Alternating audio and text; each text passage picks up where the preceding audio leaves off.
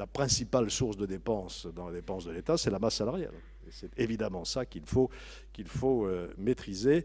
Je ne sais pas si la question viendra, mais je l'anticipe peut-être. Est-ce que ça veut dire qu'il faut supprimer le statut de la fonction publique?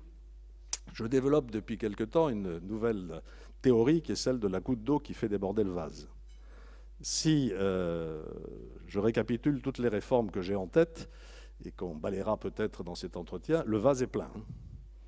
35 heures, charges, code du travail, ISF, retraite à 65 ans, etc.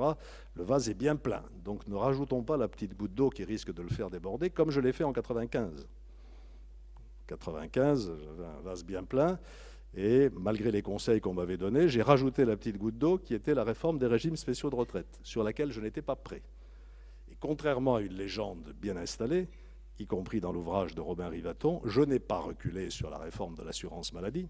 Le plan Juppé a été intégralement réalisé par les ordonnances publiées au printemps 96, et j'ai fait d'autres réformes, celle de France Télécom par exemple. En revanche, j'ai reculé effectivement sur la réforme des régimes spéciaux, qui n'est toujours pas faite, si je peux me permettre de le souligner.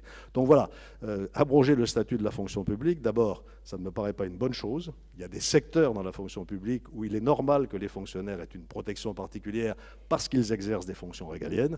En revanche, la dynamiser, je prends un seul exemple, qui est celui de l'absentéisme. Quand nous avons instauré une journée de carence dans la fonction publique, le taux d'absentéisme, ce que j'appelle le mal au dos du vendredi soir ou du lundi matin, a chuté rapidement.